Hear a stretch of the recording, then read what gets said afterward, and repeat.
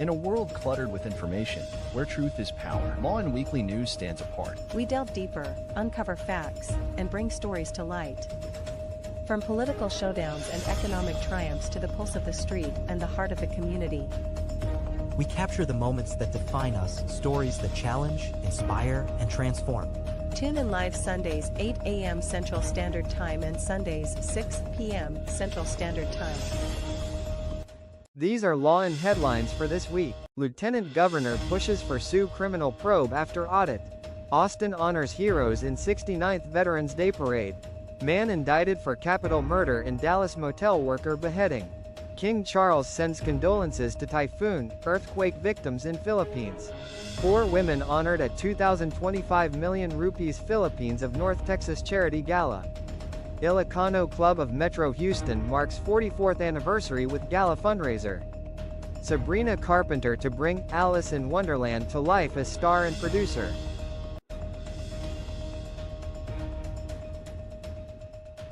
Good day, I am Neska, and tonight we bring you the latest stories in the United States of America, especially in the state of Texas. So sit back, relax, and allow in Weekly News be your guide to the news that matters most. Texas Lieutenant Governor Dan Patrick has called for a criminal investigation into Texas Southern University or TSU after a state audit uncovered extensive financial irregularities.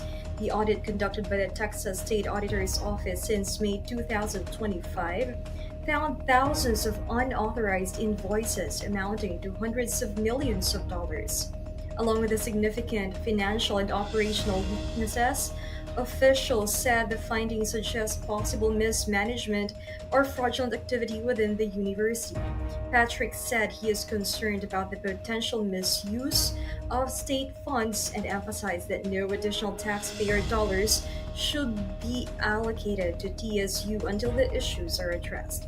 He plans to request that the Texas Rangers conduct a deeper investigation.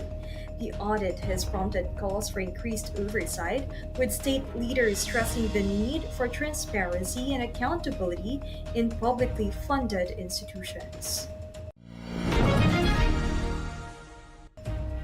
The Texas Department of Transportation, or TxDOT, is urging state and local officials to consider expanding public transportation or transportation options between Austin and San Antonio, including a potential passenger rail line along the I-35 corridor. A TxDOT study found that a commuter rail service could reduce traffic on I-35 by up to 25%, offering a viable alternative to one of the state's busiest highways. While the study outlines projected infrastructure and engineering costs, it does not identify specific funding sources for construction, stations, or operations. The proposal is part of the statewide multimodal transit plan, which aims to improve connectivity and accessibility across Texas. Officials say the project could provide a more efficient travel option for residents and commuters moving between the two rapidly growing cities. The study also aligns with broader mobility initiatives, including Project Connect and the Connecting Texas 2050 vision, both of which promote long-term multimodal transportation solutions for the state. U.S. Immigration and Customs Enforcement, or ICE, arrested more than 1,500 people across Houston in a major enforcement operation targeting undocumented offenders, including gang members, sexual predators, and convicted felons. Officials said the large-scale sweep was ICE's biggest in the city this year, with arrests taking place in multiple neighborhoods and surrounding counties. Bail bondsman Mario Garza said many people he spoke with were surprised by the scope of the operation and the number of individuals taken into custody. Sergio Lira of Greater Houston LULAC said that while removing violent criminals is important, the scale of the arrests could have broader effects on immigrant families and neighborhoods. Wesley Wittig from the Fort Bend County Attorney's Office said deportations can complicate efforts to prosecute offenders locally, sometimes resulting in individuals being removed from the country before standing trial. A district attorney confirmed some of such cases occurred, though most involved misdemeanor charges. 7 individuals from the Houston area face federal charges in a large scale Medicare fraud case, the U.S. Attorney's Office for the Southern District of Texas announced. Arrested this week were Hattie Bax, 49 of Humble, Lydia O'Berry, 59, and Cheryl Brooks, 64, both of Houston, and Anna Cowart, 50, of Missouri City. Early arrests included Dara Agudo, 40, and Victoria Martinez, 36, of Richmond, and Evelyn Shaw, of 52, of Houston. The indictment, returned October 5th, alleges the group defrauded Medicare and Medicaid of more than $110 million by billing for hospice services for patients who were not terminally ill. Authorities say Ogudo and Martinez managed United Palliative and Hospice Company, or UPHC, and misled patients and families. They reportedly paid kickbacks, bribed a doctor, and used straw owners to continue the scheme through new companies. In a world filled with fleeting moments, there's beauty waiting to be captured. My name is Christian, and I specialize in immortalizing your most precious memories. From elegant weddings to vibrant events and timeless portraits, I'm here to make every moment unforgettable. Let me tell your story through the lens. Contact me today and let's create magic together.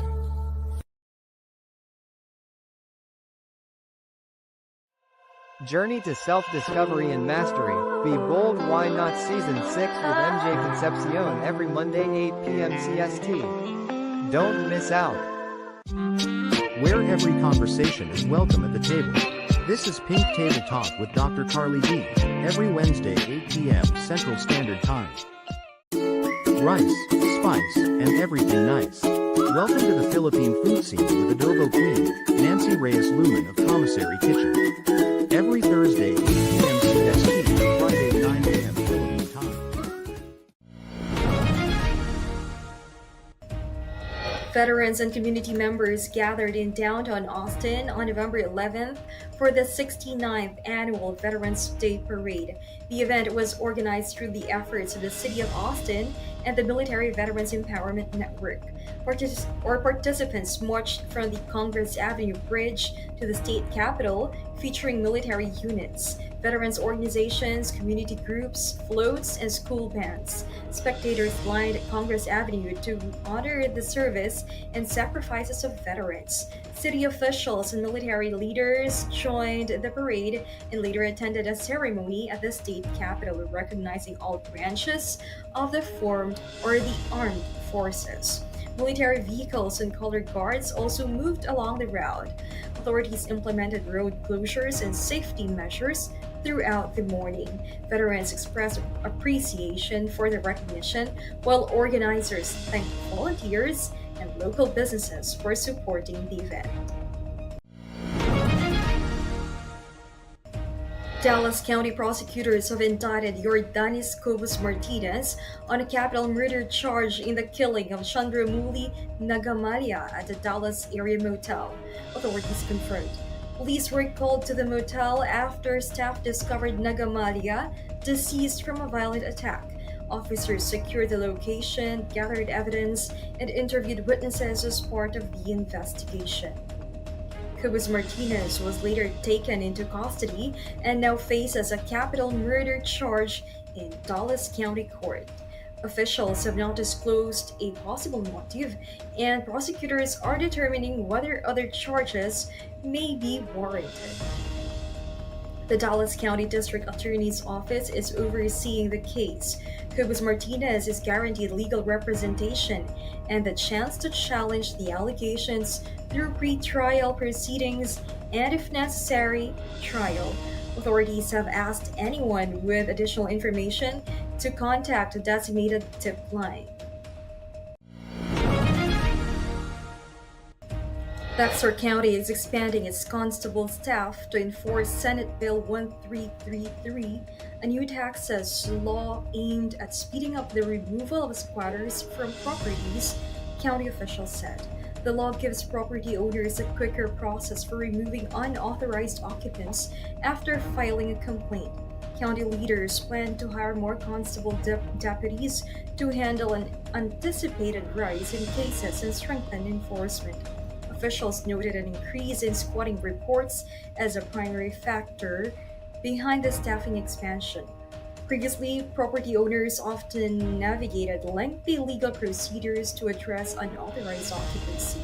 Senate Bill 1333 streamlines that process and grants constables greater authority to act once a case is filed. Bexar County is among several Texas communities reporting more cases of unauthorized occupancy.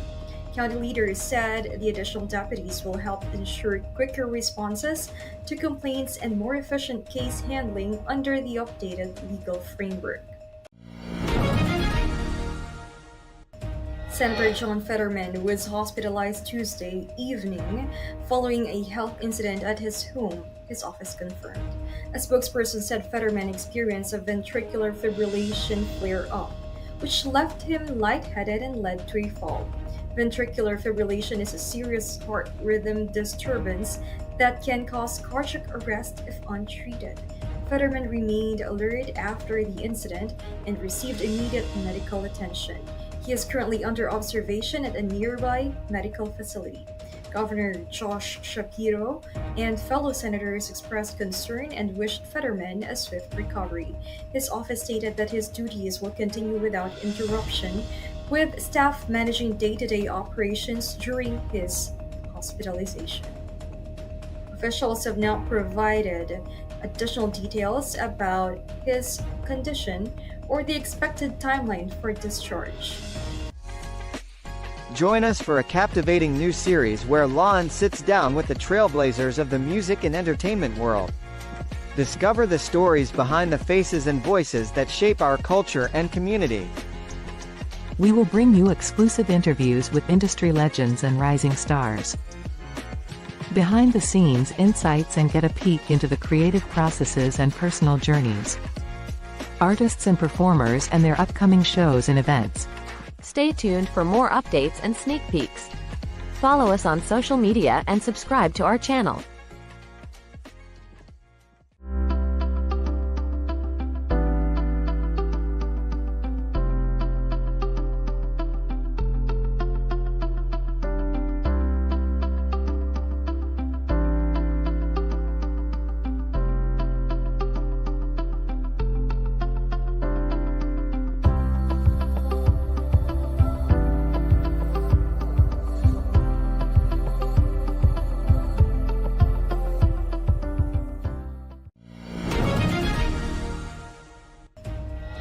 The U.S. government resumed operations late Wednesday after President Donald Trump signed a temporary funding bill that ended a 43-day shutdown, the longest in modern U.S. history. The shutdown began over disputes about funding for Trump's proposed border wall and resulted in the partial closure of several federal departments. About 800,000 federal employees were furloughed or worked without pay during the impasse. The short-term funding measure approved by the House and Senate keeps the government open until January 30th, 2026. Federal workers will return to their jobs with back pay, and public services, including national parks and affected agencies, are expected to reopen. During the shutdown, departments such as Homeland Security, Transportation, and Agriculture saw significant service disruptions. Airports reported longer lines tied to staffing shortages, while museums and parks remained closed.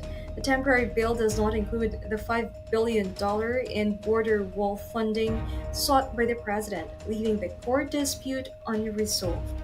As the January 30 deadline approaches, lawmakers face renewed pressure to prevent another shutdown and maintain consistent government operations for workers and the public. Former lawmaker Elizalde Co or Zaldi Co admitted inserting roughly 100 billion pesos into the 2025 national budget, claiming that President Ferdinand Marcos Jr. and former House Speaker Martin Romualdez ordered the move according to a public disclosure. Cole said the funds were allocated for undisclosed government projects as part of a broader administration initiative. He also alleged that Budget Secretary Amina Pantaman was involved and that communications with other officials coincided with the directive. The former lawmaker is facing separate allegations of receiving kickbacks from flood control projects. He maintained that he is being portrayed as a scapegoat in the government's anti-corruption campaign. Authorities have not confirmed or denied the involvement of Marcos and Romualdez, and the administration has not issued an official response. King Charles and Queen Camilla have expressed condolences to victims of recent typhoon and earthquake disasters in the Philippines, the UK Embassy announced Tuesday, November 11th. The royal statement conveyed sadness over the loss of lives and offered thoughts and prayers to those affected by the natural disasters that have struck the country in recent weeks. Authorities in the Philippines continue to assess damage and provide relief. Emergency services and humanitarian organizations, including the Philippine Red Cross, are assisting displaced residents. The government has also requested international support to strengthen ongoing relief efforts. The UK Embassy highlighted solidarity with affected communities, reflecting strong ties between the Philippines and the United Kingdom. Thousands of residents have been displaced, and infrastructure in several regions has sustained damage. 4 Filipino American women were recognized for their leadership, compassion, and community service at the 2025 Mrs. Philippines of North Texas Charity Gala, held at Hilton Richardson, Dallas on November 8th. Leading this year's honorees was Michelle Labro, crowned Mrs. Philippines North Texas 2025 to 2027. Labro was recognized for her role as chief lead fundraiser for the event, championing charitable causes and encouraging community involvement through the biennial initiative. Joining her were regional title holders Mrs. Luzon, Lizelle Masinag, Mrs. Visayas, Jasmine Hunt, and Mrs. Mindanao, Larry Williams. The 4 women embodied this year's theme, Together We Rise, Women of Charity Empowering Communities, highlighting their shared dedication to service and unity among Filipino communities in North Texas. The gala, organized by the Philippine Community Center Incorporated, or International, or PCCI International, under chairperson Ida Docena Madison and President Lorna Bacani Pineda, served as the group's primary fundraising event. Proceeds support scholarships, health assistance, and other philanthropic programs. Beyond celebrating beauty and grace, the event honored Filipino leadership and generosity, commending the honorees for achievements and commitment to uplifting communities through service. The Ilocano Club of Metro Houston, or ICMH, marked its 44th anniversary with a lively fundraiser gala benefiting the ICMH Scholarship Fund for seminarians. The event also featured the induction of new officers, with Avi Basa passing the presidency to incoming President Gina Oreta. Guests enjoyed musical performances, dancing, and the chance to reconnect with old friends while meeting new members. The celebration highlighted the club's ongoing commitment to community, culture, and education.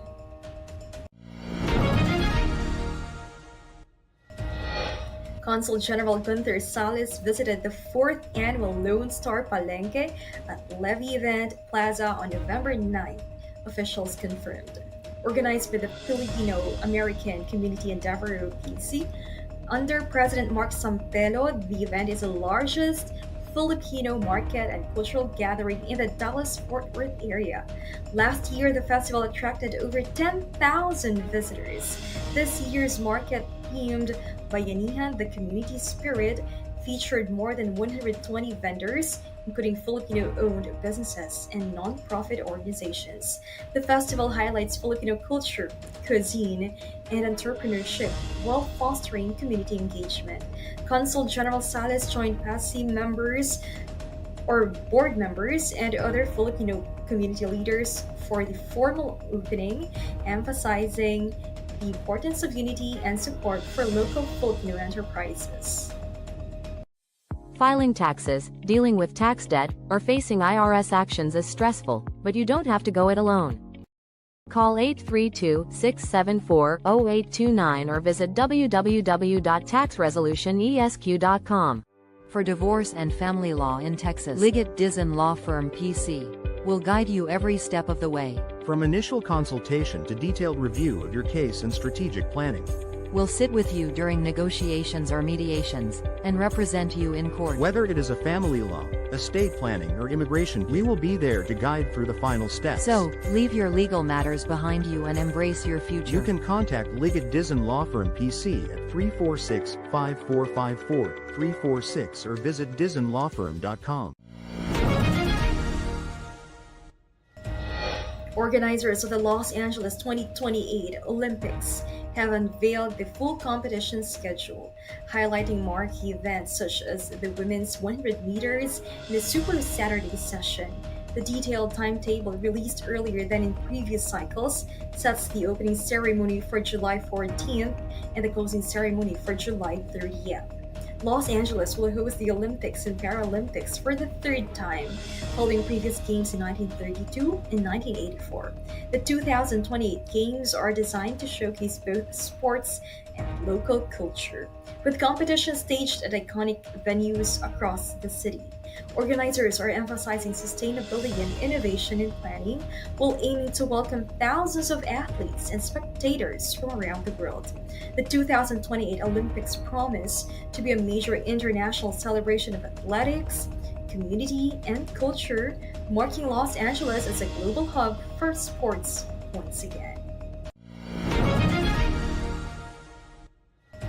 Philippine Olympic champion Heidelin Diaz Naranjo will lead a 9-athlete weightlifting team at the Southeast Asian Games 2025 in Thailand next month, the Philippine Weightlifting Association confirmed. Diaz Naranjo, who earned the country's first Olympic gold in the 55-kilogram category at the Tokyo Games, will compete in the 58-kilogram division. The SEA Games, scheduled for December, will feature weightlifting events for men and women, with athletes from 11 Southeast Asian countries participating. Events are sanctioned by the International Weightlifting Federation.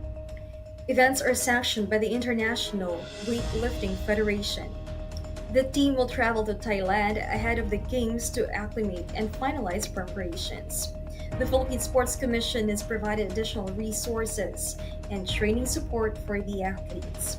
Diaz Naranjo expressed excitement about leading the team, while coaches have focused on refining techniques to optimize performance. The SEA Games also offer an opportunity for athletes to gain international experience, evaluate their progress, and pursue qualification for future competitions. Universal Pictures is developing a musical film adaptation of Lewis Carroll's Alice's Adventures in Wonderland, with Sabrina Carpenter attached to star as Alice and serve as a producer. The project aims to offer a fresh interpretation of Carroll's classic tale, bringing the story to a modern audience through music and cinematic storytelling. Carpenter's involvement as both a lead actress and producer reflects her growing role in acting and film production. Universal Pictures has not yet announced a production schedule or release date. The studio says it intends to craft a distinct artistic vision for this adaptation, setting it apart from previous film versions of the beloved story. Actors Joshua Garcia and Ivana Alawi will headline Love is Never Gone, the first Filipino television series to be filmed in Morocco, the production team announced. Filming is set to begin soon, with Morocco chosen as the international backdrop while incorporating Filipino cultural elements into the storyline. The series will explore themes of love and cultural diversity, blending romance and drama for a broad audience. Garcia and Alawi expressed enthusiasm for the project, calling it an opportunity to bring Filipino television content to a global stage. The series is expected to air on a leading Filipino network following filming and post-production. The production team plans to reveal additional cast members and other details in the coming weeks. As we brace ourselves for the upcoming weather changes, let's dive into what you can expect day by day. Whether you're planning outdoor activities or just preparing for the week, we've got you covered with the most accurate forecast. Stay tuned with us as we take a closer look at the weather patterns that will impact our region.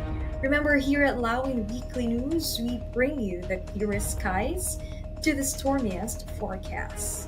Here is your Lawin Weekly News weather forecast in Houston, Texas. On November 16th, Sunday, the high is around 75 degrees Fahrenheit with a low of about 57 degrees Fahrenheit. Expect mostly sunny and mild conditions. On November 17th, Monday, the temperature peaks near 76 degrees Fahrenheit and dips to 58 degrees Fahrenheit at night. Partly cloudy skies with a calm, pleasant feel. On November 18th, Tuesday, the high will be around 74 degrees Fahrenheit with a low near 56 degrees Fahrenheit, mostly clear and cool. On November 19th, Wednesday, the high is about 73 degrees Fahrenheit and the overnight low close to 55 degrees Fahrenheit. Sunny and slightly breezy. On November 20th, Thursday, the temperature reaches roughly 72 degrees Fahrenheit with a low of 54 degrees Fahrenheit. Expect partly sunny skies and crisp fall air. On November 21st, Friday, the high is near 74 degrees Fahrenheit and the low around 55 degrees Fahrenheit, mostly clear and calm. On November 22nd, Saturday, the high will be around 76 degrees Fahrenheit with a low of 57 degrees Fahrenheit. Sunny and mild, with comfortable fall weather.